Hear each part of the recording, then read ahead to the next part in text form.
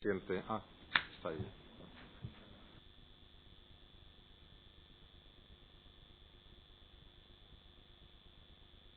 Pues serían los cascos. ¿Quiere auriculares? Basel. Bien. Se reanuda la sesión. La defensa de Basel Gallún tiene la palabra para informe, cuando quiera. Sí, con la venia de la sala de defensa de Basel Gallún, con la venia del Excelentísimo Tribunal, del Ilustre Ministerio Fiscal, de la Abogacía del Estado, de todos mis ilustres compañeros de acusación y defensa, con los cuales he tenido el honor de compartir desde el 15 de febrero estrados en esta sala, en unas condiciones para esta defensa a veces muy difíciles. Quisiera en este momento, en este primer momento, sí manifestar mi agradecimiento al personal de la Secretaría de este tribunal, incluyendo a Roberto, que aunque no sea la Secretaría, forma parte de la misma casi. También quisiera manifestar a las víctimas mi más profundo respeto, el de mi cliente, Basel Gallún, mis condolencias más sentidas, y quiero que sepan que si en algún momento mi intervención como letrado en este procedimiento les ha podido importunar, desde luego ha sido involuntariamente, y les pido las más sinceras disculpas. El 19 de marzo de 2004, a las 11 de la noche, este letrado recibió una llamada del Colegio de Abogados del turno de oficio para asistir a un detenido en la Comisaría General de Información. Me advirtieron que se trataba de uno de los detenidos sospechosos de haber cometido los atentados del 11 de marzo. Se trataba de Abdelhajid Berrak, el célebre peluquero de Lavapiés. Posteriormente, el peluquero de Lavapiés fueron retirados los cargos contra él y quedó en libertad. Más tarde, Basel Gallún y Yamal Zugán creyeron oportuno depositar la confianza en este letrado. Las pruebas contra Abdelhajid Berrak consistían entonces en que tenía una peluquería, en que a esa peluquería iban muchos musulmanes y que allí tenía una garrafa de agua de la Meca de la que todos sus amigos bebían. La exégesis que realizó la Fiscalía y el juez instructor de aquellos datos fueron que en la peluquería se realizaban reuniones de islamistas radicales para captar y adoctrinar en la yihad a mujahidines para mandarlos a hacer la yihad en cualquier parte del mundo, incluida España.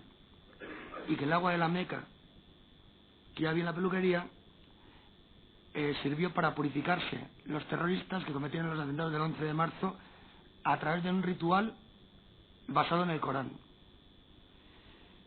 Después de este atractivo y espectacular arranque de la acusación contra Abdelhajid Berrak, toda la carga probatoria se diluyó y Berrak quedó libre. Creo que este sencillo ejemplo ilustra bastante lo ocurrido ante toda la instrucción del sumario 20-2004.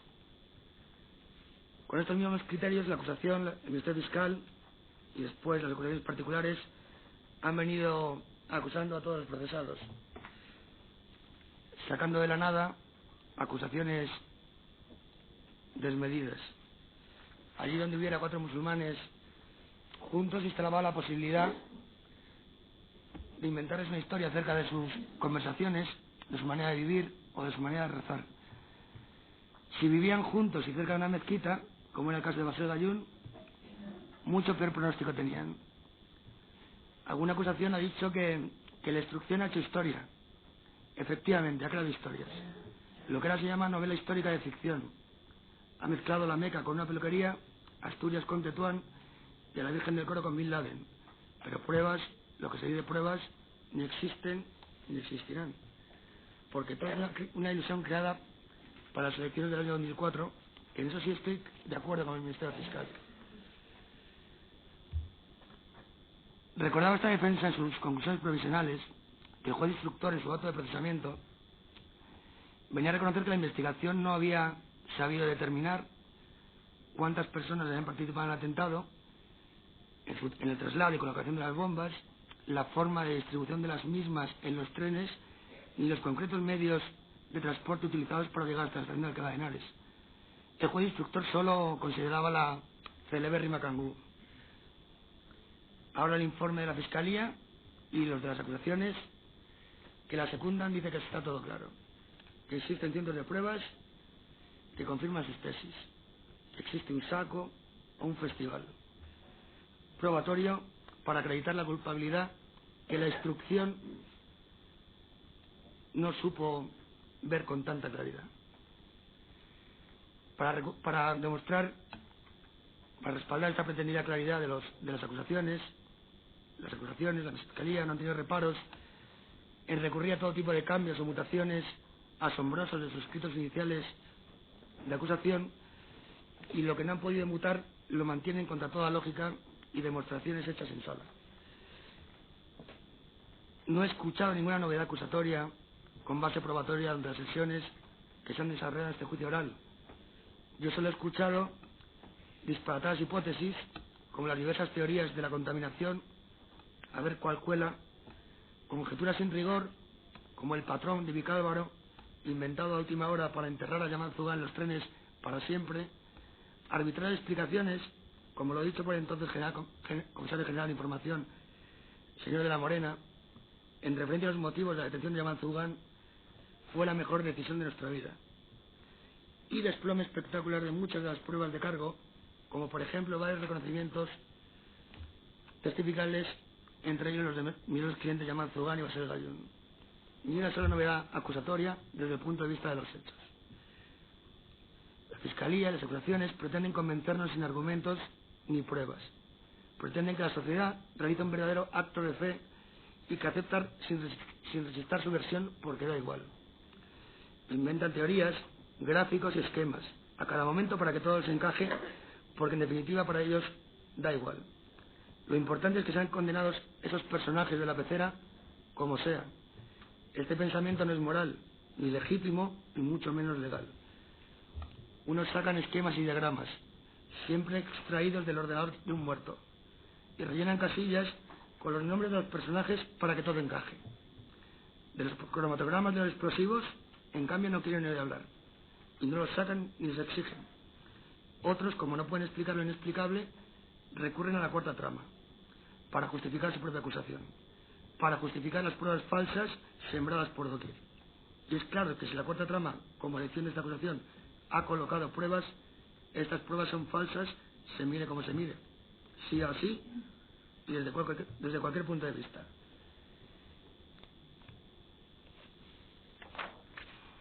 No obstante, y a pesar de esta reconocida menesterosidad argumental y probatoria, se piden para los procesados decenas de miles de años de condena.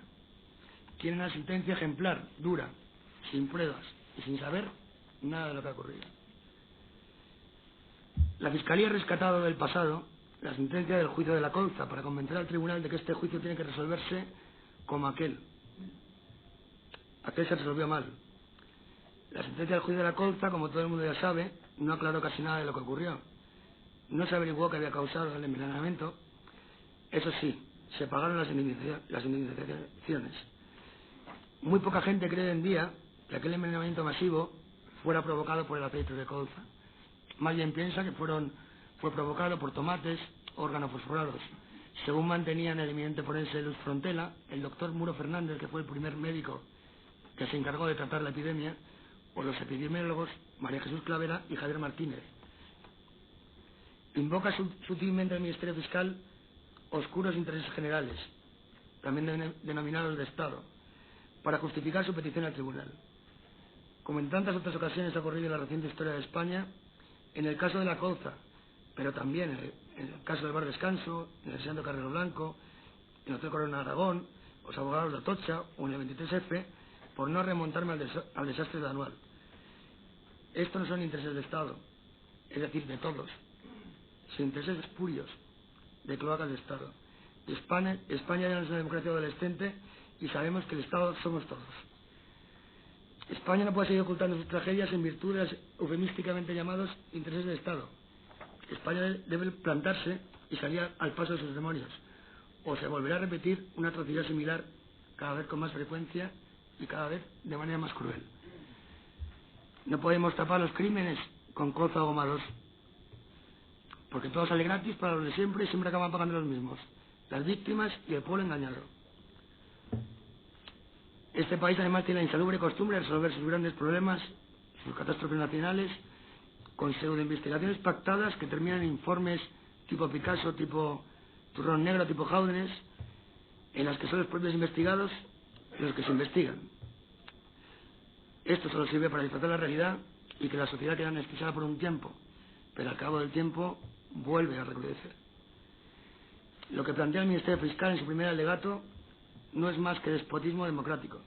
Dejadme a mí que lo que hago yo es por vuestro bien, pero sin vuestro conocimiento. Esto es lo mejor para vosotros, hacedme caso. Pues no, esto ya no es así. Ya no se permite la inmunidad y el paternalismo en la era de Internet. En el siglo XXI estos comportamientos profundamente antidemocráticos ya no son aceptados con tanta docilidad, como antes, cuando España no era más que una cobaya internacional. Hemos crecido y no vamos a aceptar el da igual, guste o no guste. En este sumario ya se han producido otros tipos de informe, fenómenos parecidos a los anteriormente mencionados, como es el caso del ácido bórico, la detención de Parrilla, el caso de Díaz de Mera, con el famoso informe perdido acerca de ETA, que solo ha servido en este juicio para lanzarse reproches unos a otros. Si ETA tuvo algo que ver con los atentados del 11 de marzo, estoy seguro que lo sabremos a no mucho tardar. Yo no sé si tuvo algo que ver, pero los abogados, como bien recordaba el letrado de la acusación hace poco, creemos poco en las casualidades. Y acerca de esta cuestión ha habido unas cuantas durante la investigación, como todo el mundo ha podido comprobar, aunque no lo quieran ver. Decía alguien que la política hace extraño compañero de viaje o de cama. A partir de este juicio deberemos también decir que los juicios también hacen extraños compañeros de viaje o de cama, aunque quizá la explicación no sea en el derecho ni en el juicio, sino que estribe en que la política, en truidora nata, ya había convertido antes en compañeros de viaje para este juicio a los que luego se han manifestado como tales. Ya sé que al Ministerio Fiscal, por las acusaciones, les molesta que se compare lo sucedido en este proceso con Guantánamo o con los métodos desarrollados por Goebbels en Alemania nazi, de modo que yo me voy a inclinar más por Alabama en los años 50, cuando los negros querían que se les reconocieran los mismos derechos que los blancos, por Alabama en que los negros sean detenidos sin pruebas y encarcelados por el mero hecho de ser negros y escuchar jazz. Las pruebas eran lo de menos, luego se fabricaban. Nadie podía discutir aquellas arbitrarias acusaciones de la policía y de los aparatos de justicia. Quien lo hiciera era acusado inmediato, de antiamericano, comunista y conspirador. Los tiempos cambian. Ya te tachan de españolista, facha y conspirador. Quien defendiera los derechos de los negros y se mezclara con ellos, quien osara cuestionar las decisiones policiales o judiciales, quien defendiera que se les dispensara un trato digno y un juicio justo, era inmediatamente repudiado por la sociedad coral y constantemente. La sociedad que ya había condenado de antemano a todos los procesados. Todos hemos visto películas de la problemática en Alabama y en Mississippi en los años 50 o 60. Todos sabemos que la injusticia se extendió en los estados de América del Sur, los estados americanos del sur. Sabemos de linchamientos del Ku Klux Klan, de gobernadores y de sheriffs. Los americanos lograron vencer aquella pandemia. ¿Lo lograremos nosotros? Somos una vieja y sabia nación con una larga historia que no debiera sucumbir a estas plagas de sectarismo irracional. ¿Se podría calificar la instrucción de este sumario de limbo jurídico? Pues habría mucho que discutir al respecto. Pero es evidente y ha quedado de manifiesto a lo largo de todo el juicio oral que no se han respetado las garantías procesales de los procesados en muchos casos, ni se han observado las prescripciones de la ley de enjuiciamiento criminal. El pasado martes día 12 nos explicaba el representante del Ministerio Fiscal, de manera tan brillante como equivocada y contradictoria, las razones por las que opinaba lo contrario que esta defensa en cuanto a la instrucción de la causa y su posible nulidad. Esta defensa modificó sus conclusiones provisionales en el escrito de definitivas al entender, tras presenciar todas las sesiones de este juicio oral y escuchar a testigos y peritos, que el sumario incurre en numerosas causas de nulidad. El sumario adolece de una grave enfermedad desde su principio, que ha ido extendiéndose como un cáncer, provocando que su metástasis haya causado la nulidad absoluta de la investigación. Se extraña el Ministerio Fiscal de la gran cantidad de causas de nulidad que esta defensa, en particular, ha percibido en la instrucción. La explicación es muy sencilla y al alcance de cualquier apasionado seguidor de Barrio Sésamo. Las defensas no han podido conocer ni han podido intervenir en las actuaciones, en las diligencias de prueba, en los interrogatorios en nada en ninguna actuación durante la instrucción del sumario.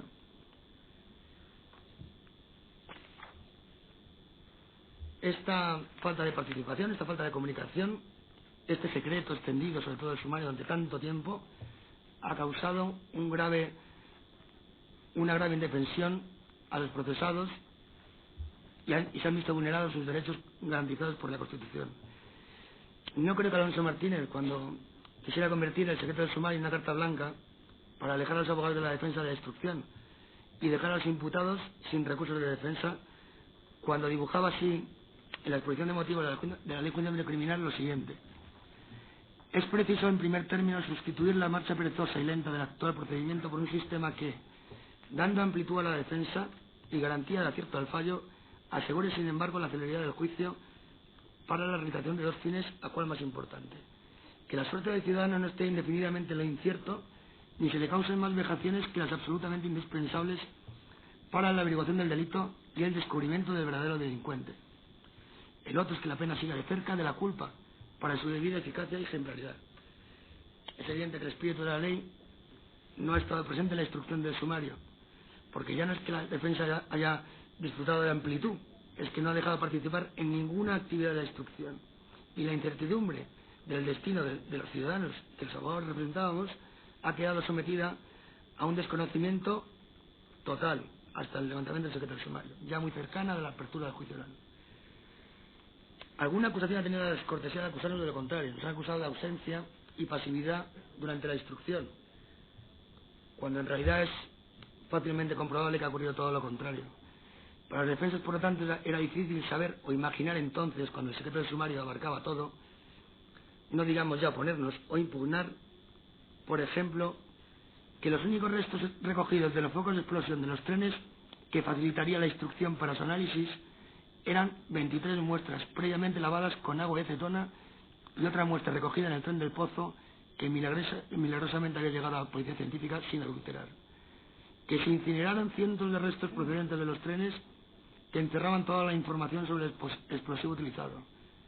Que el señor Juan Jesús Sánchez Manzano, comisario general de TEDx, ignoraba la materia policial de la cual era su máximo responsable y que no firmaba sus informes como perito, sino que solo daba su visto bueno.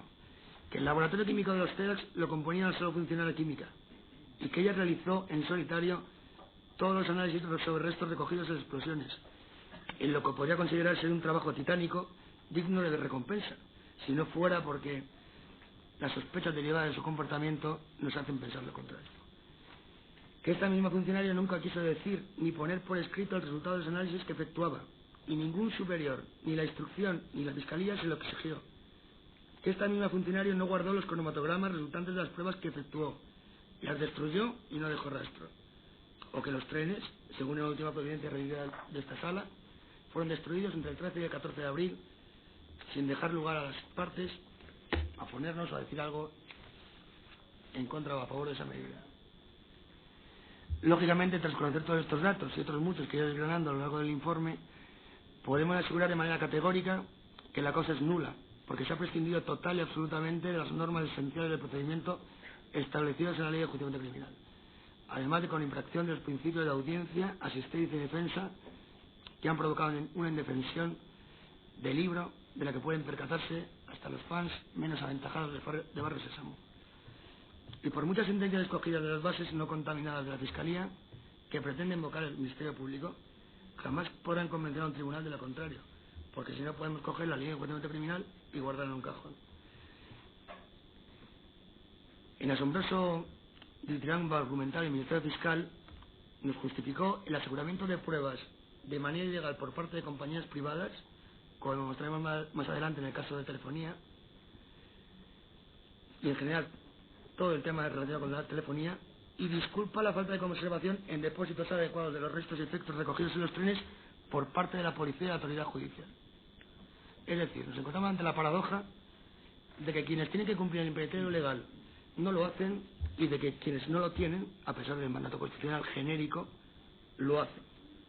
Son extremadamente diligentes y traspasan todos sus límites solamente por la llamada de un amigo. Este es el caso más ejemplar acerca de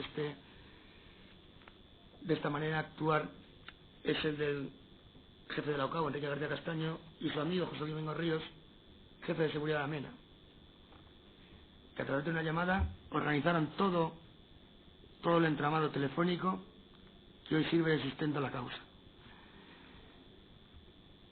Señor el Ministerio Fiscal señalaba que no se puede exigir al juez que actúe como un policía y caricaturizaba lo que según el Ministerio Fiscal pretendían que hubiese sido la actuación del juez. Sabe perfectamente el Ministerio Fiscal a qué se refiere esta defensa cuando exige que el juez instructor se ajuste a lo prescrito a la ley de código criminal, en sus capítulos dedicados a la inspección ocular y al cuerpo del delito. La misma evidentemente no dice nada acerca de que tenga que ser el juez instructor quien recoja personalmente los efectos y restos de los focos de explosión. Lo que prescribe taxativamente es que tiene que ser el juez el que vele por su custodia y los guarde en depósitos adecuados, y también que los conservará hasta el juicio oral. ¿Qué dirá el Ministerio Fiscal en otro caso, si fuera un acusado o un asesino, y cuando llega al juicio oral no tiene ni balas ni revólver? Diría, da igual. Estoy seguro de que no. Aunque el Ministerio Fiscal se ampare en Montesquieu, la ley de enjuiciamiento criminal dice lo que dice en este caso, y esta defensa se ampara en su articulado, que rige para todos en la jurisprudencia correspondiente conocida por el tribunal, para pedir la nulidad de las actuaciones de este tribunal. En parecidos términos irónicos se refirió a la petición de esta parte en referencia al artículo 459 y su exigencia de que firmaran 2 peritos los informes periciales que obran en el sumario. Este cumplimiento, en virtud de la ley de enjuiciamiento criminal, solo excusa si no existiera más de un perito en la plaza, que no es el caso que nos ocupa. En el caso de Madrid Capital, evidentemente, no hay un solo perito en la plaza, aunque hayan pasado más de 100 años desde la ley adjetiva. Es evidente que el análisis de los explosivos utilizados en el mayor atentado terrorista de la historia de España y de Europa merece más medios humanos y técnicos que una sola perita química.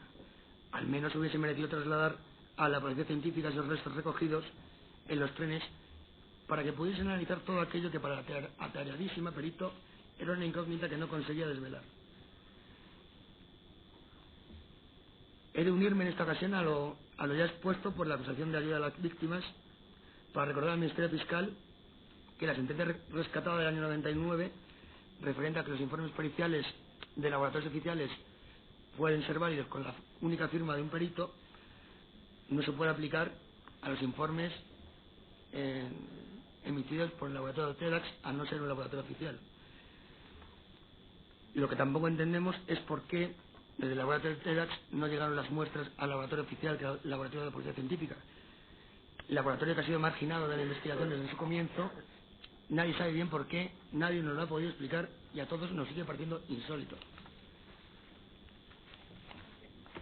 También entenderá el tribunal que no habiendo descubierto la peritoquímica más que componentes genéricos de dinamita, eso decía, tampoco se entiende muy bien que no haya trasladado la investigación a un laboratorio mucho más preparado técnicamente como es el de la Policía Científica. Es evidente que la investigación fue frenada por alguien. Es evidente que alguien quiso que no se investigara más, que no se analizara más. Alguien bloqueó el normal desarrollo de una investigación de este tipo, provocando una enorme indefensión a los procesados. Hemos escuchado en esta sala, en varias ocasiones, que primero se realiza un somero análisis de los explosivos en el laboratorio TEDx y que luego se sometan a un análisis mucho más detallado en los laboratorios de la Policía Científica, muchos más preparados técnicamente. Esto ha sido así siempre y está documentado en el rollo Cobra en Sala. No sabemos cuál fue la razón que impidió que en los atentados del 11 de marzo esto fuera distinto y nadie nos lo ha explicado. Esto también lo confirmó el señor escribano en esta sala, el perito de mayor antigüedad y prestigio dentro de la Comisaría de Policía Científica, al que el Ministerio Fiscal se ocupó en su día de estigmatizar públicamente por haber osado decir la verdad en este proceso y no ceder a presiones a las que fue sometido. El resultado de todo aquel embrollo montado por la Fiscalía sobre el ácido bórico para desvincular a ETA del 11M fue el posterior procesamiento de sus superiores, entre ellos el recusado por esta parte comisario Santano, por falsificación de documentos oficiales, y la marginación profesional de los peritos que no cedieron a las presiones por osar contradecir órdenes en una maniobra de la policía que no tiene nada que envidiar a la política debresiana. Comparaba el Ministerio Fiscal la recusación de los peritos policiales nombrados por Santano por parte de esta defensa con la de los agentes tributarios nombrados por Hacienda. Independientemente de que no es el mismo caso, porque no es lo mismo analizar explosivos que analizar declaraciones de la renta, es evidente que la actuación de los peritos nombrados por Miguel Ángel Santano y su influencia sobre la pericia ha sido decisiva, que su actuación ha venido únicamente encaminada a respaldar la versión mantenida por la Fiscalía y abiertamente en contra del sentido común, como quedó de manifiesto en la pericial practicada ante esta sala. Si hubiese prosperado la recusación de esta defensa, posiblemente esta sala y el plenario hubiese tenido la oportunidad de haber escuchado la teoría de la contaminación y la teoría de la contaminación indeterminada. El Ministerio Fiscal no puede explicar los atentados del 11 de marzo acudiendo a la numerología. Por mucho que descubren que han pasado 911 días desde el 11 de septiembre de 2001, es muy poco serio, muy poco riguroso y desde luego muy poco legal. Este es uno de los principales argumentos de la acusación y tiene el mismo origen racional que los empleados en Alabama para acusar y condenar negros justamente. Es decir, son los culpables porque son musulmanes y como fueron musulmanes quienes realizaron los atentados del 11 de septiembre, no hay ninguna duda que también fueron musulmanes los que realizaron los del 11 de marzo. El Ministerio Fiscal nos ha vuelto a hablar de los atentados de las Torres Gemelas, del atentado de Yerba en Túnez, del de Bali, del de Bombay, del de Casablanca, del último de Londres. Ha sido retirado del catálogo verbal el del World Trade Center y todos sabemos por qué. El Ministerio Fiscal olvida que en todos estos casos, en todos estos atentados, tienen en común un elemento que no comparten con los atentados del 11 de marzo de 2004 en Madrid. Ese elemento esencial que caracteriza a los atentados islamistas es la presencia de terroristas suicidas. Además, los autores de atentados del 11 de septiembre estuvieron siempre en continuo contacto con Bin Laden y con la organización Al-Qaeda, como se comprobó en la investigación. ATA conocía a Bin Laden y se entrevistó con él con anterioridad a los atentados. En el caso del atentado del 11 de marzo de 2004 de Madrid, no hay ningún procesado, ninguno, que haya tenido contactos con Bin Laden, ni con nadie conocido por los servicios de información o por servicios amigos de pertenecer a la organización de Al-Qaeda. En España, lo que nos han presentado para explicar la conexión con Al-Qaeda son unas muy oportunas lecturas de prensa noruega por parte de un miembro del Instituto Elcano, Eirán Fernández. Las propias investigaciones de este miembro en Internet acerca de Global Islamic Media, que luego desaparecen de modo mágico para que no se puedan comprobar. Y los muchos más oportunos hallazgos en los ordenadores de los muertos de los mismos contenidos de esas webs. Esta defensa entiende que toda esta explicación es sumamente artificial y desde luego sin carga probatoria alguna para la pretensión de la Fiscalía de acreditar la conexión de los procesados con Al-Qaeda o con alguna organización similar. Esta característica, ausencia de terroristas suicidas, aunque hubiese voces que dijeran que existían en los trenes, luego se demostró que no, impedía en un primer momento la adjudicación del atentado a la organización terrorista Al-Qaeda o a algún astro paralelo. Entonces, se solucionó rápidamente a media mañana del 11 de marzo de 2004, hallando en una cangú una cinta de mercadillo con versos coránicos. Está claro que cuanto más se profundiza la instrucción, cuantas más pruebas se han ido practicando en el juicio oral, más evidente es que el último clavo lavado que la Fiscalía tiene para agarrarse es solo un número encerrado en otro número que guarda otro número que a su vez esconde otro número. Como los recipientes en los que la funcionaria química 17632 asegura que guardaba las muestras lavadas con agua de cetona. Y es que no da igual cuál sea el explosivo que mató a 192 personas e hirió a casi 2000. No da igual. Al igual que no da igual acusar a unos personajes detrás de un cristal porque han sido ellos, sin más, guste o no guste, en palabras de la Fiscalía. Porque lo que para el Ministerio Fiscal son personajes de una obra de teatro que ellos dirigen, en realidad son también seres humanos. Esos personajes son seres humanos de carne y hueso que no deben ser condenados con argumentos tipo ha sido goma 2 seco y vale ya, da igual que explosivo haya sido, o guste o no guste, han sido estos personajes. Argumentos como estos se han hallado a pares en la situación de Alabama en los años 50. Esos personajes son seres humanos y el Ministerio Fiscal no es pirandelo.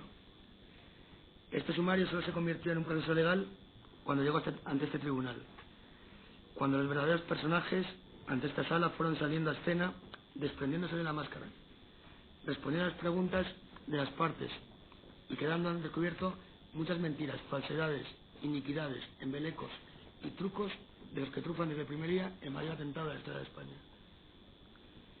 Dicen las acusaciones que esto no acaba aquí y que habrá otros juicios para seguir investigando. Desgraciadamente los acusados, los procesados, no pueden permitirse demorar la investigación. No tienen más oportunidad para esclarecer su inocencia que ante esta sala, ante este tribunal, y su actitud a lo largo del proceso así lo ha acreditado. Se asombra el Ministerio Fiscal de que los acusados, procesados, conozcan la causa, de que compartan con sus letrados sus ideas, de que les manden notas, de que demuestren tanto interés en el juicio. ¿Preferiría el ilustre fiscal otra actitud? ¿Preferiría el Ministerio Fiscal la patada, la falta de respeto, no acatar al tribunal, el silencio absoluto? Solamente durante la fase intermedia de este procedimiento y gracias a este tribunal han podido conocer los procesados por qué se les acusa y en base a qué. Esta defensa no entiende por qué molesta tanto la actitud colaboradora de los procesados en este procedimiento, aunque casi la intuye. La participación activa de los procesados muestra una vez más su inocencia y les aleja del viejo y malvado terrorismo, porque alguien culpable es evidente que mantendría una actitud mucho más posible en este juicio. Basel Gayún y Yamal Zugán han demostrado desde el primer momento, desde el primer día de las sesiones de este juicio oral, y estoy seguro que lo harán hasta el final de este juicio oral, un profundo respeto por nuestras leyes, por el tribunal, que tienen en su futuro sus manos, por todas las partes aquí representadas y por cada una de las personas que ha tenido bien presenciar en sala alguna de las sesiones. Basel Gayún y Yamal Zugán quisieran voluntariamente contestar a todas las partes durante el interrogatorio. Contestaron con educación a cualquier pregunta que se les fue realizada, que fueran muchas. Resolvieron dudas. Explicaron con todo lujo de detalles su vida y sus actividades. Llevaban sus notas manuscritas para defenderse. Evidentemente, con una causa de este volumen es muy complicado defenderse. Y mantuvieron una actitud colaboradora al máximo, a pesar de la injusta que creen que es su situación. Cuando ayer escuché a un letrado de la acusación acusar a Basel Gayún de silencio parcial, por no responderle a él si el gorro que se encontró en Leganés era el mismo que el de la persona que iba en el tren con gorro, me sorprendió. ¿Cómo espera el letrado que Basel Gayún sepa si es el mismo gorro? Se ha declarado repetidamente que no estuvo ni en los trenes ni en Leganés. De todas formas, existen acusaciones que ni demostrando con un vídeo que el procesado estaba al tiempo de los hechos participando en el Gran Hermano, retirarían su acusación, de modo que es estéril intentar hacerles cambiar de opinión. El Ministerio Fiscal, hablando del silencio de los procesados, habla de trasvase de maniobras entre el viejo y malvado terrorismo de ETA y el nuevo y malvado terrorismo islamista, en referencia a las torturas y el silencio de los procesados. Como ha escuchado el Ministerio Fiscal, no ha existido trasvase alguno de estrategias. Basel Gayún y Yamal Zugán han respondido a todas las preguntas. El Ministerio Fiscal habla de silencio. El único silencio que se percibe es el de la instrucción, el silencio de su secreto, el silencio de su oscurantismo, la destrucción de trenes en silencio, los efectos recogidos silenciados, el silencio provocado por la obstrucción continua a la intervención de las defensas en el proceso instructor, el silencio de procesados que no tienen intérprete para explicarse, el silencio tronador de muchos de los policías que dijeron jurar defender a España y que han olvidado todo lo ocurrido aquellos días, el silencio de amnesia de muchos de los agentes de las fuerzas y cuerpos de seguridad del Estado que han prestado declaración ante esta sala en relación con aquellos hechos. Hasta este juicio oral hemos llegado y el Ministerio Fiscal exige al Tribunal que aplique la lógica y no la pericia, que aplique su lógica algebraica y desdeñosa. La numerología tan detalladamente explicada que firme las condenas de sus personajes, guste o no guste, porque han sido ellos, como lo fueron en su día los negros en Alabama, por ser negros de escuchar jazz entonces, ahora por musulmanes y por rezar. Señala el Ministerio Fiscal que guste o no guste, olvidándose que la acusación no se acredita con el deseo, sino que con las pruebas, que la prueba pericial de explosivos no ha aclarado nada, dice el Ministerio Fiscal, que ha sido inútil, que ha complicado la tramoya. Bien, si no ha aclarado nada, es que la Fiscalía no puede acreditar su acusación de ninguna forma. De lo contrario, la pericia hubiese dejado cristalino que lo que explotó en los trenes era gomado seco. La carga de la prueba la sigue ostentando la Fiscalía, por mucho que se intente invertir la carga de la prueba. La responsabilidad de que no existan muestras que analizar, de que no existan trenes, de que se hayan quemado cientos de efectos hallados en los trenes, de que no se hayan hecho análisis detallados de las muestras recogidas de los trenes, corresponde a la instrucción y a la Fiscalía. Y esa responsabilidad no pueden trasladarla a nadie, ni desentenderse de ella. Porque, guste o no guste, la pericia está ahí. Por si acaso, pues el tribunal entendiera que la pericia ha servido de algo, el Ministerio Fiscal ofrece también una explicación alternativa. Defiende que los resultados de la pericia son debidos a la contaminación de las muestras. El Ministerio Fiscal se sumerge en una hipótesis dentro de otra hipótesis, dentro de un número, el 17.632, para argumentar que las escasas muestras, 23, lavadas con agua y acetona que quedaron de la explosión de 12 bombas, han sido contaminadas por moléculas volátiles sin origen cierto ni determinado que aparecieron por arte de magia. Por arte de magia y por primera vez en la historia de los laboratorios policiales de este país. Debía de tratarse de un laboratorio mágico. Aunque esta defensa no descarta que la contaminación no fuera tan mágica y que fuese la intervención humana la explicación a tanta extraña contaminación en el laboratorio. Es evidente que los peritos de parte no han estado presentes en el laboratorio 24 horas al día, durante todos los meses que duró la pericia, por las dificultades que atravesaron por la actuación de los peritos recusados en su día. Ni siquiera estos peritos recusados en su día estuvieron siempre presentes las 24 horas del día. Por tanto, no se puede descartar la intervención humana en la contaminación. Máxime si tenemos en cuenta episodios como el de la mochila de Vallecas. Los peritos lo único que dijeron en esta sala es que durante la pericia, es decir, durante la práctica de la pericia, mientras se hallaban allí, nadie contaminó de manera voluntaria las muestras. Y volvemos al mismo lugar anterior. Es el Ministerio Fiscal el que tiene que acreditar que el foco de la contaminación para demostrar su hipótesis. Tiene que acreditar cuál fue el foco de la contaminación y dónde se encontraba ese foco. En la mina, en la fábrica, en el laboratorio de TEDx o en el laboratorio mágico de la científica. Y el Ministerio Fiscal no ha demostrado nada, solo especula una y otra vez para que los resultados de la pericia le gusten. Si le sale mal una hipótesis, pues tiene otra. A ver cuál compran. Admitir la teoría de la contaminación, un invento posterior y creado ex profeso para explicar unos resultados de pericia que no gustan, significaría convertir todos los procesos penales de este país en un caos recurrido por doquier. Significaría que el sistema judicial de este país está viciado desde siempre, que ninguna prueba procedente de un laboratorio policial, por muy homologado que esté, puede tenerse en consideración, pues puede haber ocurrido una contaminación. Hemos escuchado en esta sala a diversos técnicos periciales y policías que una contaminación de esta manera jamás se ha producido en un laboratorio policial. Hemos escuchado que se realizan revisiones e inspecciones de los laboratorios precisamente para prevenir este tipo de circunstancias. Hemos escuchado que tras el 11 de marzo tampoco se han producido otras contaminaciones y que se han efectuado revisiones e inspecciones tras el 11 de marzo y que estas inspecciones no han detectado nada. Hemos querido preguntar por el presunto origen de esta contaminación y no hemos logrado nuestro propósito. Los peritos de la policía designados por el comisario general Miguel Santano, recusados por esta defensa al inicio de la prueba, como ya he dicho antes, han cumplido nuestros peores augurios y han terminado agarrándose a otro clavo igual de endeble e igual de hipotético que un número. En este caso, se agarran a la teoría de la contaminación indeterminada.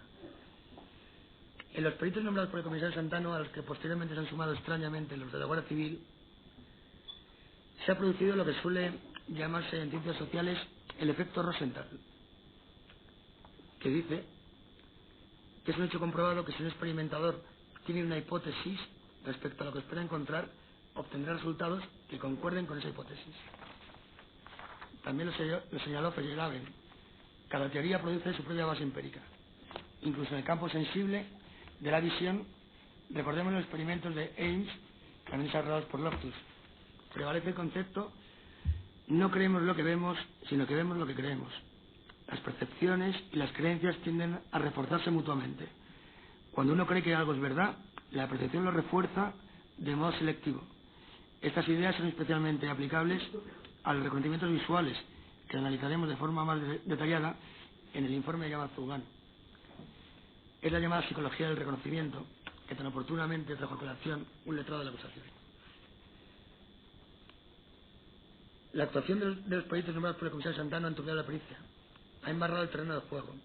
Han querido inventar contaminaciones en fábrica que no trascendieron porque la fábrica se negó a respaldar sus alocadas tesis. Han pretendido y siguen pretendiendo a través del Ministerio Fiscal que la explicación al hallazgo de nitroglicerina y DNT en la única muestra que no lavada que el juzgado central de instrucción consiguió traer a juicio oral sea debida a un supuesto amasamiento de goma 2 seco y goma 2 EC. Desprecian los certificados de Maxam, documento portado al rollo, fabricante de ambas gomas, que indica que la goma 2 EC dejó de fabricarse con nitroglicerina en el año 92. Da igual. Dice sin rubor que la goma 2 hallada en la bolsa de la comisaría de Vallecas procede de mina Conchita. Nadie sabe por qué. ¿Cuál es la razón? A esta defensa sí le importa saber qué explosivo mató a 192 personas e hirió a más de 2.000. También importa España y a estos personajes que el Ministerio Fiscal colocó en el papel de bufones en esta obra de Ionesco. El Ministerio Fiscal y las acusaciones tienen un problema, y un problema entendemos que muy serio e insalvable. Y es que la responsabilidad de que no existan más muestras sin lavar recogidas de los focos de explosión para haberles podido analizar en la pericia descansa exclusivamente en el Juzgado Central de Instrucción número 6 y en la instrucción de la Fiscalía. La responsabilidad de que no existan ni se hayan realizado unos análisis detallados de lo encontrado de los focos de explosión reposa también exclusivamente en el Juzgado Central de Instrucción y en la Fiscalía. Todas las actuaciones y misiones señaladas con anterioridad fundamentan sólidamente a juicio de esta defensa las causas de nulidad interesadas. El artículo 334 de la Ley de Justicia Criminal, el 338 y el 326.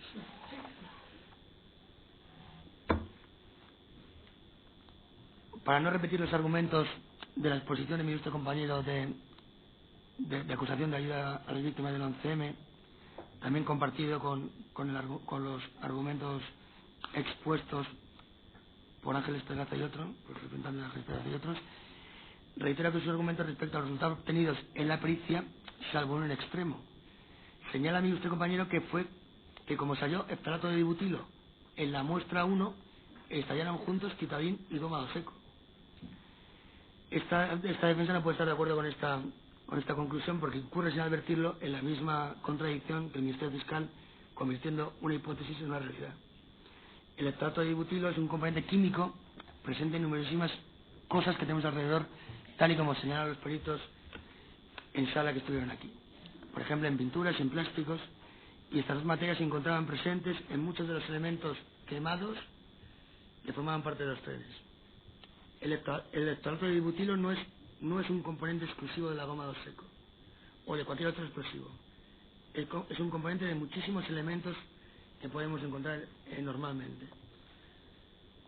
Por lo que inferir que se haya eftalato de dibutilo en el resto de muestra analizada nos encontramos ante goma 2 seco nos parece una conclusión errónea, tal y como en sala ha quedado acreditado. Nosotros tenemos que decir que lo que sí se tenía que haber hallado en la muestra 1 para acreditar sin lugar a dudas que se trataba de goma 2 seco era carbonato cálcico como materia inerte del explosivo y exclusivo marcador de la goma 2 eco, y allí nos halló carbonato cálcico, de modo que técnicamente es imposible acreditar que allí estallara goma 2 seco con el citadín. De todas formas, esta defensa también entiende que no ha quedado acreditado que los trenes estallara solo dinamita. y a las pruebas lavadas, a los efectos quemados y a los trenes me remito. No ha podido descartarse por la pericia, porque únicamente tenía a su disposición muestras lavadas, que hubiese podido ser utilizado un explosivo militar tipo C4 en los trenes.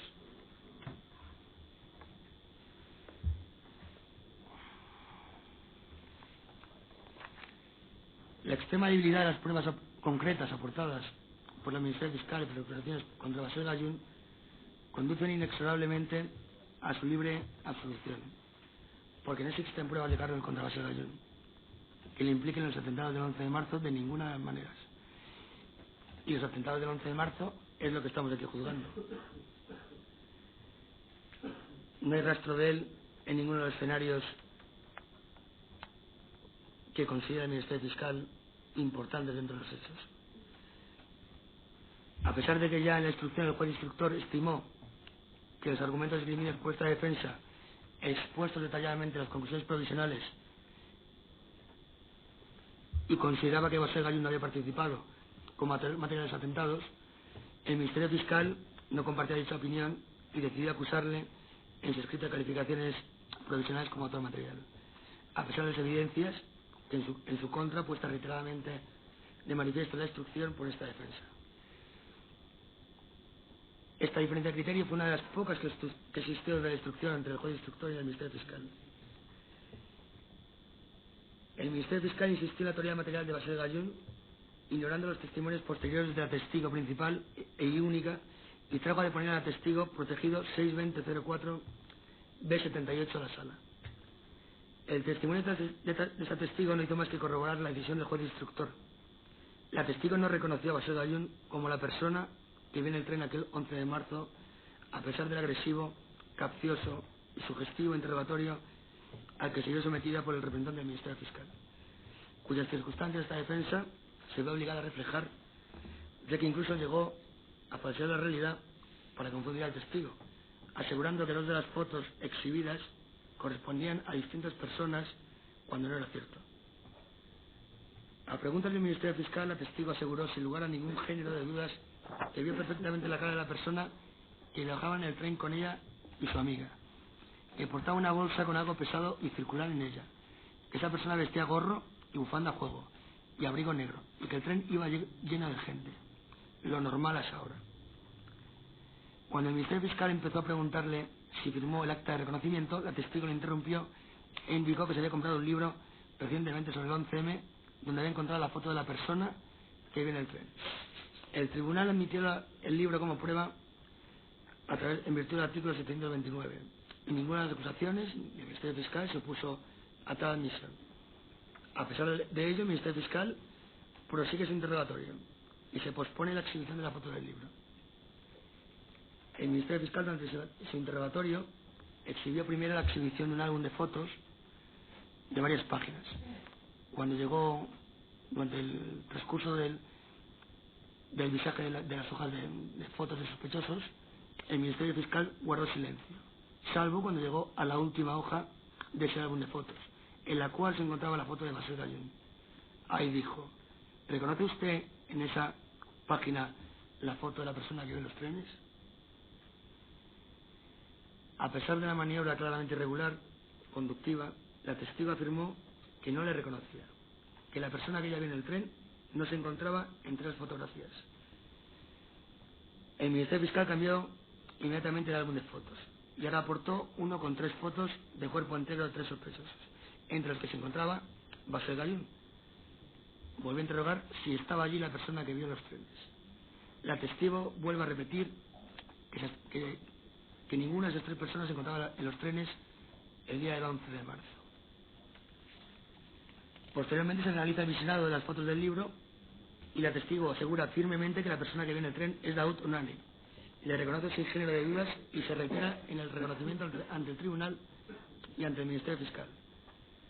A pesar de las evidencias, el Ministerio Fiscal intentó nuevamente que la testigo identificara a mi cliente, recurriendo para ello a una maniobra a juicio de esta defensa torticera, consistente en exhibirle 2 fotos de Basel Gallún, una de ellas absolutamente distorsionada y desenfocada, como todos pudimos apreciar, afirmando que se trataba de dos personas distintas y que se reconocía entre esas dos personas la persona que viene en el tren. La testigo volvió a responder que esas no eran ninguna de las personas que ella viene en el tren. En realidad ambas fotos correspondían a Basel Gallún. ¿Qué otras cosas habrán podido ocurrir? Al menos el Ministerio Fiscal ha terminado admitiendo ante la evidencia en sus definitivas que Basel Gallún no es autor material, dado el contundente testimonio de esta testigo. Admisión, retirada de cargos que no han podido compartir de manera increíble varias de las acusaciones que persisten de manera insensata y temeraria en seguir acusando a Basel Gallún de autor material sin razón ni prueba de cargo alguna. Y no es que no existan pruebas de cargo contra Basel Gallún, sino que miembros de las propias fuerzas y cuerpos de seguridad del Estado han acudido a sala y lo han reconocido explícitamente. Es incompatible que Basel Gallún siga siendo acusado de la integración en banda armada cuando uno de los máximos jefes de la UCIE, inspector 84128, el encargado de la investigación de los atentados del 11 de marzo a nivel doméstico, en sus propias palabras, felicitara en esta sala a Basel Gallún por enfrentarse a Serhan y no seguir sus ideas extremistas y radicales. Si partimos de una de las bases de la Fiscalía, estas van variando, según la cual Serhan era el líder que aglutinaba a su alrededor la célula islamista que supuestamente cometió los atentados, no podemos concluir que Basel formara parte de esta célula o banda armada, por la razón anterior expuesta en sala por el mando policial encargado de la investigación, y mucho menos miembro de cualquier otra célula, ya que Basel Gallún ni conocía a Yamal Milan ni a Lekem Alamari. Los otros dos líderes de la banda armada, Ekita y Pon, que según el Ministerio Fiscal dirigían a los terroristas. La banda llegó un momento que tenía más líderes que terroristas.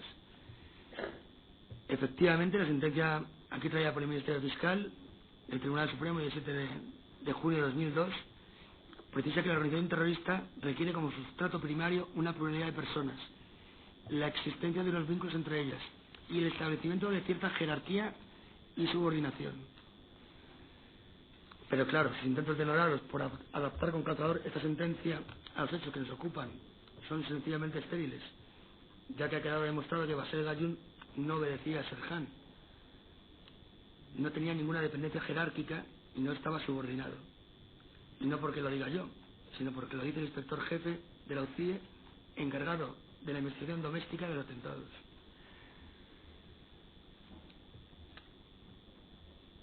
El propio miembro de la UCIE felicitó públicamente en esta sala a Basel Gallún por no acceder a seguir los pasos de Serhan, en una actitud que a este miembro de la policía le honra.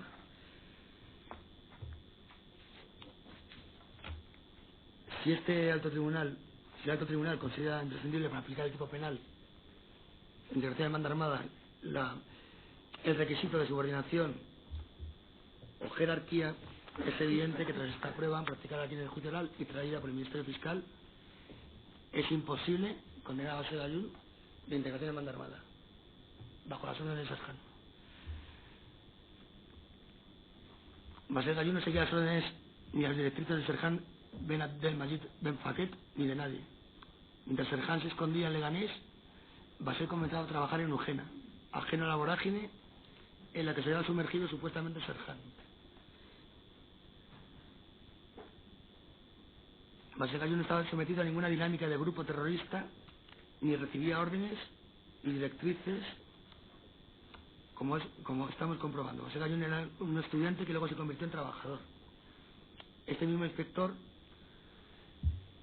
y en este mismo acto de juicio oral, acusó contradictoriamente a Basel Gallún y a Fuad Moravit de adoctrinar a Harry Refat Anwar en la religión musulmana, basándose exclusivamente en el testimonio de un confidente llamado Mohamed Basa, con un amplio historial delictivo y del que se sospechó y sospecha que pueda estar involucrado en el tráfico de armas.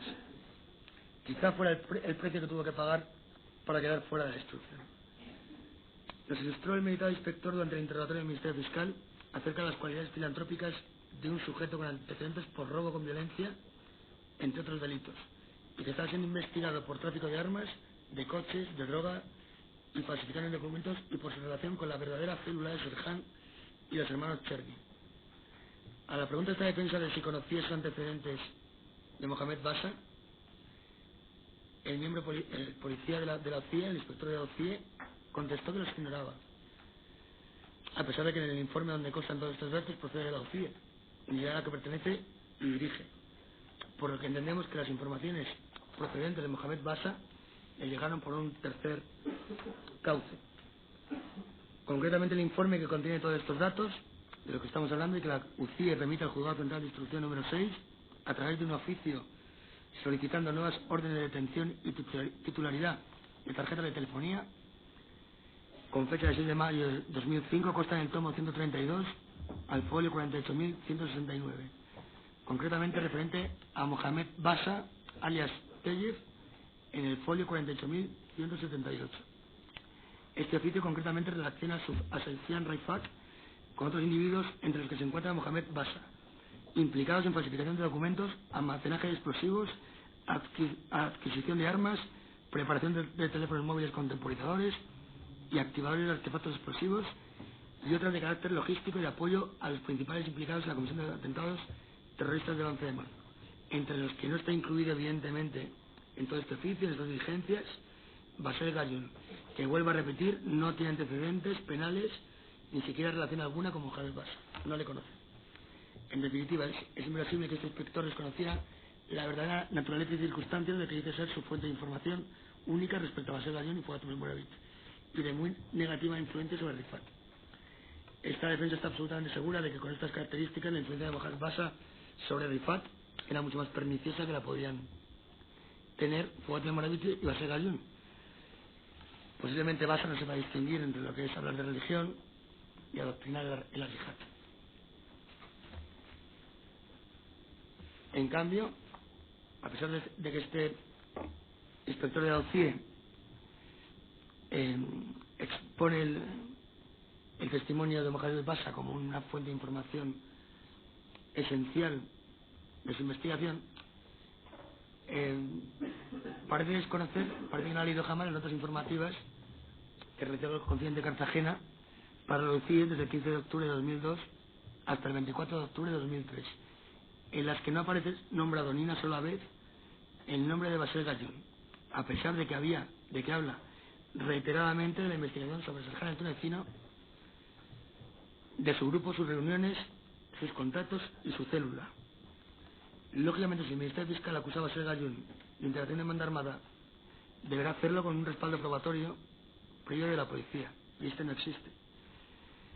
Entre otras razones porque la persona que tenía infiltrada la policía desde el 15 de octubre de 2002 hasta el 24 de octubre de 2003 en el círculo de Serhan y Maimouni jamás ha detectado la presencia de Basel en ninguna de las reuniones. Es evidente que las notas informativas de Cartagena, las primeras y después ratificadas y corroboradas por su declaración aportada al rollo de la sala del 1 de diciembre, se convierten en prueba de descargo notoria para Basel Gayun, y a mayor abundamiento habrá que recordar el testimonio claro y rotundo que se puso en sala. En este sentido, y en caso similar, nos encontramos con lo que señala la sentencia de la Sala Primera de la Sala de lo Penal de la Audiencia Nacional 22/2007 del 27 de marzo, en lo que es conocido como Operación Nova, en la que la sentencia establece que Cartagena es una persona que no ha sido inculpada ni procesada, que no es miembro de las fuerzas y cuerpos de seguridad del Estado, ni actuó bajo su mandato, sino que es un testigo en sentido estricto, ni coimputado, ni agente provocador, ni agente infiltrado. Otro factor claramente indicativo de la relación existente entre Basel y Serhan se encuentra en la posición que manifestaba Serhan a que Basel participara en actividades culturales en la mezquita de la M30. Esa misma mezquita a la que, según Muad Ben Khalifa, ya hablaremos de este testigo del Ministerio Fiscal, Basel acusaba de falsos musulmanes y de hipócritas. ¿Qué sentido tendría que Basel dijera una cosa a Muad y que sus actos demostraran lo contrario? Sencillamente ninguno. Lo único que demuestra son las mentiras de Muad. Es evidente que si Basel colaboraba con la mezquita de la M30 en actividades culturales, lo que manifiesta Muad Ben Khalifa acerca de lo que decía Basel es absolutamente falso. O, en caso distinto, Basel le invitó a jugar, porque Basel acudía a la mezquita. Este es otro ejemplo de la no supeditación de Basel a Serhan. Serhan se opuso radicalmente a que Basel participara en una obra de teatro que se celebraba en la mezquita como técnico de sonido, poco antes de los acontecimientos que juzgamos. Serhan clamaba contra toda actividad cultural semejante al teatro, otras actividades en la mezquita, porque, según su extremismo, no formaban parte de su diario, de su ideología radical. Basel no se sometió a la voluntad de Serhan, por lo que no se le puede de nuevo acusar de dependencia jerárquica y de subordinación. Basel siguió con independencia su vida y siguió colaborando en la obra de teatro de la mezquita de la M30, a diferencia de Arri Rifat Anwar, que sí cedió ante la presión de Serhan y abandonó la obra. ¿Quién le iba a decir a Basel que el teatro le podía convertir en personaje de otra obra mucho más terrible, aunque afortunadamente es el propio teatro el que contribuye a absolverle?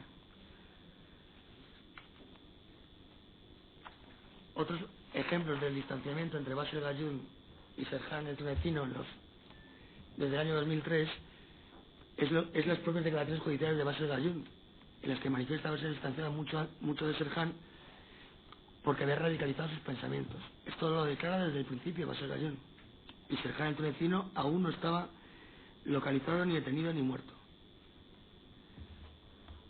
También declara Basel Gayún en sus declaraciones que había mantenido discusiones con Serhan debido a las ideas extremistas de Serhan.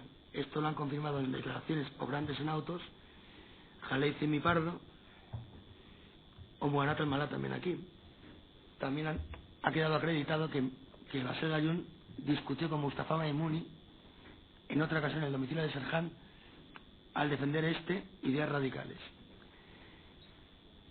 Es la única vez que Basel Gayún vio al cuñado de Serhan el tunecino. Basel Gayún también explicó en su día que la radicalización de Serhan el tunecino se provocó a raíz de que contrajo matrimonio y de que tenía como cuñado a Mustafa Maimouni. Con anterioridad, Serhan el tunecino, Serhan Ben Abdelmajid el Faquet, era una persona absolutamente normal.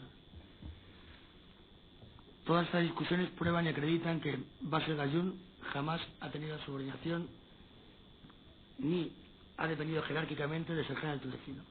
Y sería grotesco que se condenara por un delito de terrorismo precisamente a una persona que se opone al mismo y que llega a discutir con quienes defienden unas ideas extremas. Uno de los pilares sobre los que se apoyaba la teoría acusatoria del Ministerio Fiscal era el testimonio de Muad Ben Khalifa. Este individuo era el testigo de cargo estrella que aportaba la Fiscalía contra Basel Gayún, y sus declaraciones en la sala han servido para demostrar que todo lo que había contado durante la instrucción era mentira, y además una mentira detrás de otra. Las reuniones en el Real Berche a las que asistió Muad Ben Khalifa han vuelto a servir como prueba de cargo para acusar a cualquier persona que acudiera por allí de islamista radical. Según el Ministerio Fiscal, cualquier musulmán que acudiera al Real Berche es un terrorista en potencia, un extremista radical integrando en banda armada. Y en este sentido ha utilizado las declaraciones de Muad Ben Khalifa para incriminar a Basel y a otros de pertenencia a banda armada. Recordemos de todas formas que en las tres primeras declaraciones realizadas por Muad Ben Khalifa no dicen nada de la presencia de Basel Gayún en el río Alberche. Es solo cuando llega al juzgado cuando misteriosamente se acuerda. Y digo, ha vuelto a servir a la Fiscalía como prueba de cargo porque, como bien sabe esta sala, ya se utilizó en su día en la operación Dátil el hecho de los encuentros del río Alberche para fundamentar la acusación del Ministerio Fiscal. Esta defensa estima que si tanta importancia tiene a nivel criminal penal aquellas reuniones de musulmanes en el río Alberche, se podría haber puesto coto a esas reuniones hace muchísimo tiempo y no seguir utilizando esa presencia de musulmanes en el río Alberche para fundamentar acusaciones de integración de banda armada. A estas alturas, lo único que sabemos de aquellas reuniones es que allí se juntaban musulmanes para jugar al fútbol, a nadar, a comer y a pasar el día. Y que durante esa jornada de descanso, algunos de los invitados quizá lanzaban un alegato quizá demasiado vehemente a favor del Islam, cual predicador de Hyde Park Corner. No sabe la cantidad y variedad de discursos violentos que lanzan los oradores en Hyde Park Corner. Los hay que incluso repiten, tanto los orates como los espectadores. Y de momento no se ha detenido a nadie en Inglaterra por defender en aquel estrado u otro similar la figura de tantos déspotas y sátrapas como los que han pasado por la historia de la humanidad. No se ha detenido a nadie por lanzar esas diatribas, pero mucho menos por escucharlas. Por muy sofisticado que sea nuestro ordenamiento penal en materia de terrorismo, por muy avanzada que sea nuestra legislación, y precisamente por ello, no podemos detener ni encarcelar a nadie por escuchar un discurso. Y si detenemos a la gente por escuchar soflamas, tenemos que advertirlo y tipificarlo. Para que la gente siga el caso se tape los oídos. Tendríamos que tipificar qué tipo de discursos son los delictivos, susceptibles de imputar un delito de pertenencia a banda armada. Si solo los islamistas, o las diatribas nazis también, o las canciones violentas.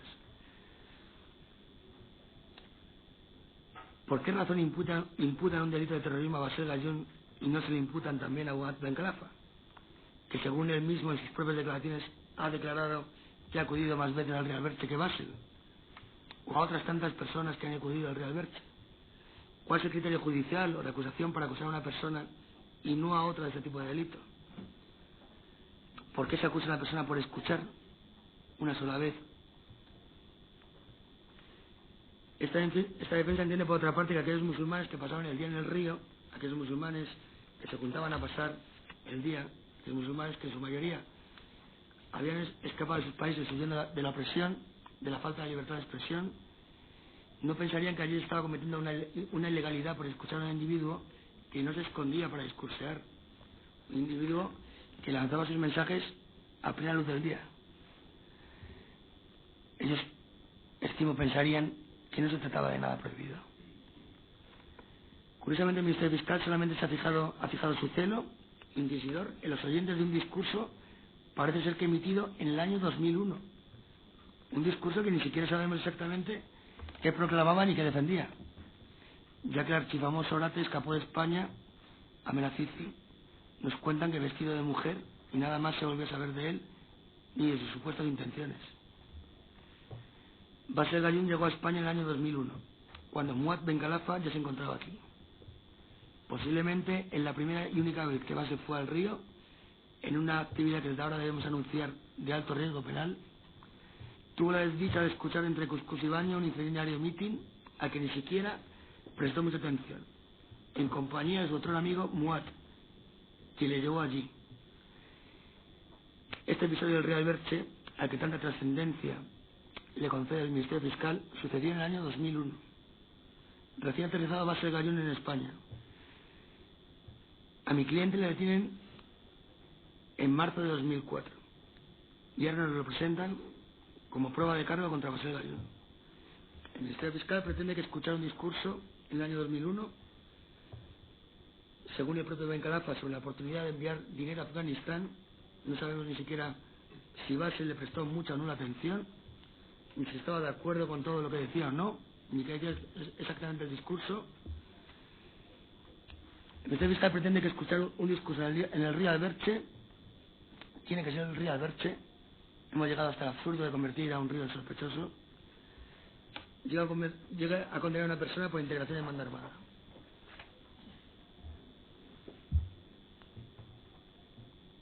Manifiesta la Fiscalía las acusaciones que aquellas reuniones del Real Berche, también otras, se utilizaban para adoctrinamiento y para captar mujahidines y enviarlos a Afganistán, Chechenia e Irak. Pero ideológicamente resulta que después de preguntar a los miembros de la policía encargados de la investigación si tan violentas y sutiles declamaciones habían conseguido convencer a alguno de los asistentes y enviar a algún mujahidín, resulta que no saben de ninguno relacionado con la investigación que se haya marchado a hacer la yihad a ningún lado, o relacionada con Basel, claro. De la otra relación que realiza Muad Ben Khalifa al Ministerio Fiscal, el juez instructor en sus declaraciones en aquellos días, en que Muad no sabía si se iba a convertir en preso o solo en mero testigo, declaraciones que tienen evidentemente metido, incrustado el miedo de Bencalafa a convertirse en otro procesado, de no contar las cosas como se querían escuchar. La otra revelación que utiliza la Fiscalía contra Bassel es que visionó un día vídeos de Chechenia en casa de Serhan. Esta revelación de Bencalafa es absolutamente falsa. Dice que aquello sucedió cuando él, Bencalafa, tenía 15 años. Si Bencalafa, según declaró en la sala, tiene en la actualidad 23 años, y aquellos visionados se produjeron cuando tenía 15, folio 7080, tomo 26, estamos hablando del año 97. Si Bassel llegó a España en el 2001, tal y como consta en el sumario, es literalmente imposible que lo que declara Bencalafa sea cierto. Esta sencilla operación matemática ha estado disponible para la instrucción desde siempre. Y nada se ha hecho por remediar esta situación. Muad ha acabado por admitir en esta sala que Bassel no es una persona radical y que si acaso tiene pensamientos que no son como los suyos. Muad ha afirmado en esta sala no saber qué actos realiza Bassel que le convierten en un islamista radical. No ha sabido contestar qué actos o qué comportamientos o qué ha realizado Bassel que para él le hagan un islamista radical. Lo único que ha acreditado es que Bassel Gayún es un musulmán cumplidor de su religión. Bassel es simplemente un musulmán practicante que acude a la mezquita y que además se involucra en la vida de la mezquita. Participa en actividades culturales y Bassel no miente. Bassel es un musulmán practicante y le honra admitirlo en estos momentos tan difíciles para él. Otra muestra de falsedades vertidas por Muad Bencalafa es que ha variado la versión de los hechos según sus circunstancias. Si al principio dijo que conocía a Bassel de la selectividad, en la declaración policial de 5 de abril de 2004, el tomo 25, al folio 6794, luego dice que se lo presentó Serhan y que le conoció en la mezquita de la M30. Pero Muad, posiblemente, sabe todas sus mentiras, posiblemente provocadas por el miedo a ser procesado, ha dibujado perfectamente la conducta de Bassel, el comportamiento de Bassel, en los días inmediatamente anteriores y posteriores al 11 de marzo de 2004. Ha quedado acreditado que Bassel estaba buscando trabajo y que daba y llamaba a Muad por este motivo. El propio Bencalafa confirmó en sala, a preguntas de esta defensa, todos estos extremos y todos los pudimos escuchar.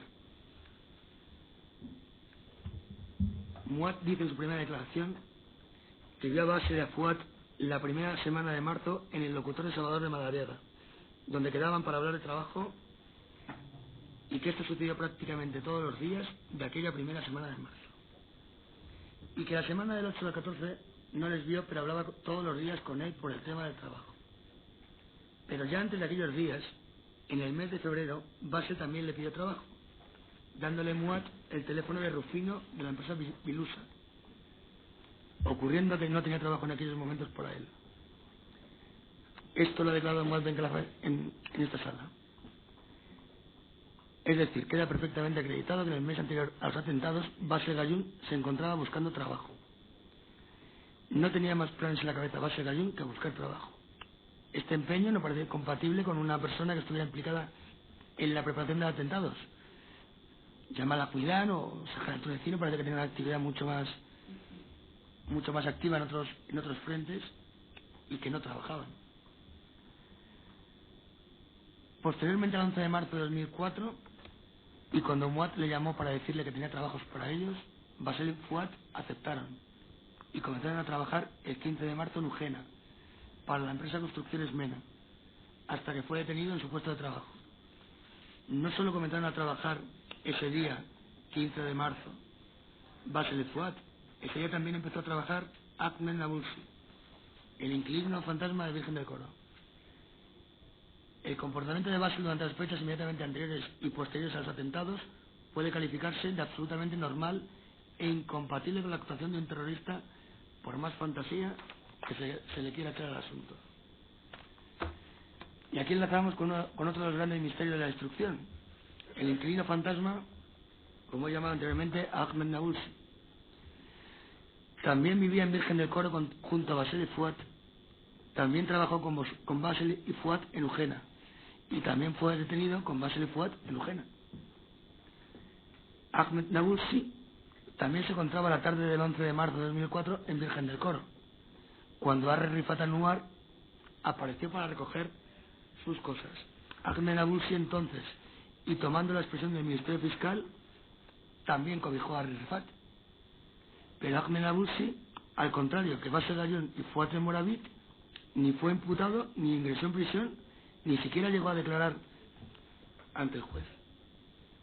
Es evidente que las circunstancias de los tres eran las mismas, pero el Ministerio Fiscal parece ser que no puso tanto ardor en la persecución de Ahmed Nabulsi durante la instrucción como en las de Basel y Fuat. Esta defensa en numerosos recursos y apelaciones ha insistido en que se localizara Ahmed Nabulsi, recibiendo siempre la misma respuesta, que se encontraba en paradero desconocido. Ni siquiera parecían conocerle. Hasta que un día, cuando se levantó una parte del secreto del sumario, esta defensa leyó incrédula que Mohamed Tailuni, imputado y no procesado, había trasladado a Italia a Ahmed Nabulsi y lo había ingresado en un psiquiátrico. La propia mujer de Tailuni, Eva García Paramio, que le puso como testigo en esta sala, confirmó estos extremos. Y estos extremos estaban confirmados en la declaración que Mohamed Tailuni prestó ante el Juzgado de Instrucción Central número 6. Incluso la madre de Eva García Paramio y suegra de Tailuni grabó un vídeo en la mezquita de la M30 sobre la obra de teatro en la que participó Basel Gayón y en la que salía él. Este vídeo parece ser que ahora lo tiene Mohamed Tailuni, el cual tampoco ha aparecido por el juicio, a pesar de que esta defensa ha solicitado su presencia.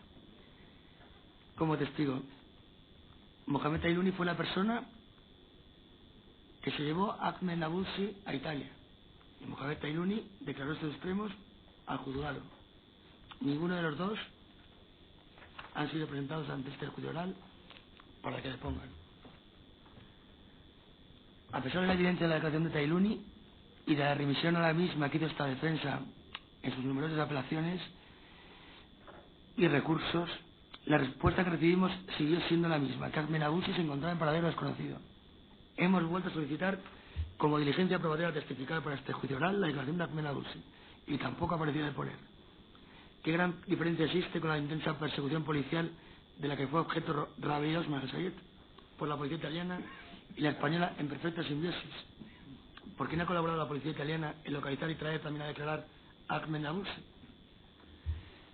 Para esta defensa es fundamental y esencial el testimonio de Ahmed Nabulsi por una razón muy sencilla, muy fácil de entender. Si acusan a mi cliente de cobijar a Harry Rifat la tarde del 11 de marzo de 2004, es esencial que deponga un testigo directo de los hechos, al que nunca el Ministerio Fiscal ha tenido el más mínimo interés en interrogar. Y es esencial porque ese testigo permitiría demostrar que Harry Rifat entró en Virgen del Coro con su propia llave, hecho que también ha quedado acreditado durante las sesiones de este juicio. Permitirá demostrar que Basel Gayón no sabía nada antes de que llegara Rifat de los atentados ni después de que se marchara. De esos atentados que supuestamente acaba de cometer Harry Rifat. En definitiva, Ahmed Nabulsi permitiría demostrar y acreditar de manera fidedigna que Basel Gayón no dio refugio a Rifat aquel 11 de marzo y que por ello no se le puede acusar de integración en banda armada. La ausencia del testimonio de Ahmed Nabulsi durante todo el procedimiento coloca en grave indefensión a mi cliente, porque nadie se ha preocupado de traer este testigo tan esencial y definitivo para la defensa del proceso. Nadie se ha preocupado por garantizar los derechos de Basel Gayón.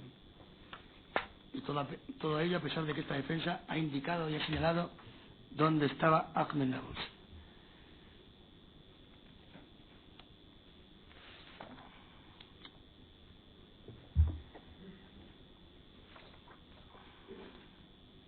Debiera haber interesado también al Ministerio Fiscal traer a declarar a Ahmed Nabulsi, porque según su versión también tenía que haber participado en algunas reuniones de esas que se celebraban en Virgen del Coro. Reuniones que nadie ha sido capaz de precisar en qué consistían, ni quiénes acudían. Reuniones en las que dice la policía que se veían vídeos que luego no se han encontrado. Prueba de todo ello es la declaración ante esta sala del miembro del Cuerpo Nacional de Policía con carnet número 56589, perteneciente a la Brigada Provincial de Información, que se encargaba primordialmente de la investigación de Virgen del Coro y sus habitantes desde enero de 2003, coincidiendo en el tiempo con la denuncia interpuesta contra Muhannad al-Mallah por su novia resentida por el incumplimiento de promesa de matrimonio. Exnovia que, por cierto, siempre declaró, y ahí constan sus declaraciones, que nunca había a Basel en el piso. Entre otras cosas porque Basel Gayún estuvo viviendo por primera vez en Virgen del Coro 2 semanas en abril de 2003 y luego se marchó para volver definitivamente hasta su detención en julio de 2003. Por lo tanto, la exnovia testigo protegido de la Fiscalía jamás pudo ver a Basel Gayún en esas reuniones que dijo ella, o que decía ella haber presenciado. Este miembro de la policía, perteneciente al jefe, es a la Brigada Provincial de Información, jefe del Grupo de Terrorismo Internacional, es un claro ejemplo de las generalidades y vaguedades sin demostrar que quiere presentar la Fiscalía como prueba de cargo. En primer lugar, quisiera resaltar una grave contradicción o algo importante también relacionado con Ahmed Nabulsi, que consta en la declaración policial de este policía de fecha 17 de enero de 2005, al tomo 102, folio 34.106. En esa fecha declara el policía, jefe del Grupo de Terrorismo Internacional de la Brigada Provincial de Información número 56589, que conoce a Ahmed Nabulsi y a Mohamed Ailuni, y dice que ambos están en Italia. Luego en esta sala no recordaba ni quién era Ahmed Nabulsi y con dificultad a Ailuni. Es decir, que desde el 17 de enero de 2005 la instrucción sabía por el jefe del Grupo de Terrorismo Internacional de la Brigada Provincial de Información que Ahmed Nabulsi se encontraba en un psiquiátrico en Italia. Y siempre nos han contado que se hallaba en paradero desconocido. El jefe de este grupo policial confirmó también que la investigación emprendida sobre el local de Virgen del Coro y sus habitantes comenzó en enero de 2003 y no se suspendió nunca. Dicha investigación quedó judicializada en el Juzgado Central de Instrucción número 4. Es decir, que los habitantes de Virgen del Coro y el piso mismo estaban siendo vigilados el 11 de marzo de 2004 y posteriormente continuaron siendo vigilados hasta pasar el 3 de abril de 2004. Incluso a partir del 14 de marzo de 2004, mucho más intensamente, según nos contó aquí el jefe de la OCAO, señor Enrique García Castaño. En estas condiciones es difícilmente admisible que los habitantes al tiempo del 11 de marzo de 2004 de Virgen del Coro pudieran haber participado de alguna manera en los atentados. Recordemos también que sus teléfonos fueron intervenidos y que no se extrajeron ningún tipo de conclusiones respecto a las conversaciones o llamadas de Basel Gayún. Sus conversaciones no indicaban que tuviese relación alguna con una banda terrorista, ni que estuviera implicado en delito alguno, como consta en la documentación obrante en sala, procedente del Juzgado Central de Instrucción número 4. Si Basel fuera responsable del delito del que la acusa el Ministerio Fiscal y las acusaciones de integración de banda armada, tendremos que reconocer, y de otros peores según las acusaciones, tendremos que reconocer que tenemos el sistema policial y judicial más torpe del mundo, porque permitir que tras una investigación de más de un año, con los habitantes del piso y el propio piso vigilados y los teléfonos intervenidos, que se produzca lo que se produjo el 11 de marzo, ante, valga la expresión, sus mismas narices, es absolutamente inconcebible. Y nadie se puede creer esto. Tampoco podemos creer aquella expresión tan desafortunada o tan oportuna cuando decía la policía que siempre fueron un paso por detrás. En Virgen del Coro no. En Virgen del Coro siempre fueron un paso por delante.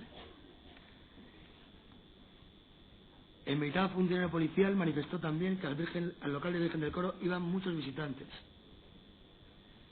No supo precisar ni cuántos, ni cuándo, ni quiénes eran esos visitantes. Más allá de los conocidos habitantes de la casa durante ese periodo. El arrendador y Serján acudió en dos ocasiones. y las dos acompañados de Mohamed Ailuni. Este señor, que no ha venido a declarar al juicio oral y que se llevó a Ahmed Nabulsi a Italia.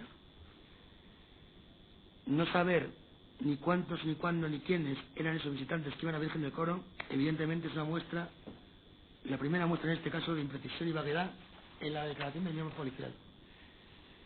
Este mismo miembro policial también dijo que se celebraban reuniones de adoctrinamiento para enviar gente a Chechenia, cuando es evidente que la guerra de Chechenia ya no era destino de los mujahidines, sino Irak o Afganistán. Segunda muestra de imprecisión o desconocimiento.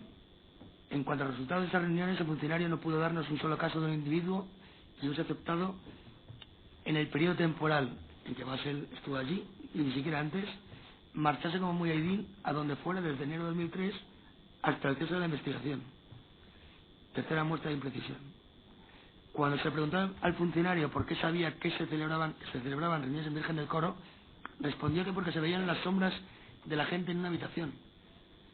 No pudo precisar cuántas sombras, ni qué personas, ni dar una explicación a por qué decía que se celebraba una reunión de adoctrinamiento y no una reunión normal. Es evidente que bien de 4 o 6 personas, como han llegado a vivir en Virgen del Coro, es normal que coincidan para cenar o charlar. Cuarta muestra de imprecisión y desconocimiento y vaguedad de su declaración. También aseguró que sabía lo de la reunión de adoctrinamiento por la exnovia de Muhammad Malá, que los veía rezar durante el Ramadán y juntarse a comer. Vuelvo a repetir que dicho testigo jamás pudo ver a Basel Gallón en Virgen del Coro. De todas formas, esta defensa piensa que la libertad religiosa sigue permitida en España. Esta defensa no entiende que la policía, disponiendo de una confidente infiltrada en la casa y con llaves de la misma, no colocara escuchas u otros medios para asegurar la prueba de la Fiscalía, dejando todo al aire de la vaguedad. La quinta muestra de imprecisión y desconocimiento del policía encargado de la vigilancia de Virgen del Coro. Aseguró también este funcionario policial que Basel Gallón trabajaba muy esporádicamente, que trabajó de vigilante y que no ganaba más de 400 euros al mes, y que eso no se correspondía con los gastos de vida en Madrid. Cuando esta defensa le preguntó al inspector sobre los trabajos que efectivamente había realizado Basel Gallón desde que llegó a España y que constan debidamente acreditados en el sumario, en el tomo 100, folio 33.452 y siguientes, el funcionario admitió no saber de su existencia y que a efectos de brevedad no cree necesario volver a repetir aquí. El funcionario policial, el inspector jefe encargado de Virgen del Coro y de Alejandro de los habitantes, no sabía en qué había trabajado Basel Gallón, ni en qué trabajaba. Y pese a no saberlo, acusaba a Basel Gallón de que no se correspondían sus ingresos con sus gastos. Sexta muestra de imprecisión, desconocimiento y vaguedad. Como ya he dicho antes, dijo que no conocía a Ahmed Nabulsi en esta sala, a quien aseguraba que le identificaba bajo el alias del estudiante en la declaración policial, la declaración judicial de la instrucción de enero de 2005, sí le conocía y sabía que estaba en Italia en un psiquiátrico al que le había llamado Tailuni. Tampoco sabía este funcionario ni los funcionarios policiales que declararon posteriormente con peritos en telefonía que Basel Gallón tiene un hermano llamado Bilal que vive en Emiratos Árabes Unidos y que las llamadas allí realizadas que tan sospechosas le resultaban eran por esa razón. Lo ignoraba completamente. Por cierto, una idea importante que también dejó este miembro policial y que aquí debe quedar constancia de acreditar es que no se constató en ningún momento que existiesen relaciones o contactos entre Muhammad al-Malá y Jamal Zougan, por lo que es evidente que la declaración de la exnovia del primero, utilizada por la Fiscalía como prueba de cargo intentando que el encuentro fortuito en Tánger fuese algo más que eso, quedó también vacía de contenido. Este inspector también acreditó que Jamal Zougan no se le vio jamás por Virgen del Coro, con lo cual también queda acreditado que Jamal Zougan no formaba parte de ningún grupo como Muhammad al-Malá, Basel o Fuad.